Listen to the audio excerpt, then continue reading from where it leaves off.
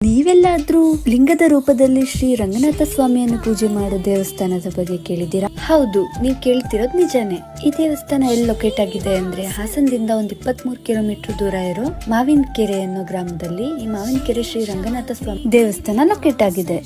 ಈ ದೇವಸ್ಥಾನಕ್ಕೆ ಸುಮಾರು 1600 ವರ್ಷಗಳ ಹಿಂದಿನ ಇತಿಹಾಸ ಇದೆ ಅಂತ ಹೇಳ್ತಾರೆ. ಶ್ರೀ ರಂಗನಾಥ ಸ್ವಾಮಿ ಗುಹೆ ಒಳಗೆ ಲಿಂಗ ಸ್ವರೂಪಿಯಾಗಿ ಉದ್ಭವವಾಗಿದ್ದಾರೆ. ಇಲ್ಲಿನ ದೇವಸ್ಥಾನ ಅಲ್ಲದೆ ಇಲ್ಲಿನ ಸುತ್ತಮುತ್ತಲಿನ ಪರಿಸರ ಕೂಡ ತುಂಬಾನೇ ಸುಂದರವಾಗಿದೆ.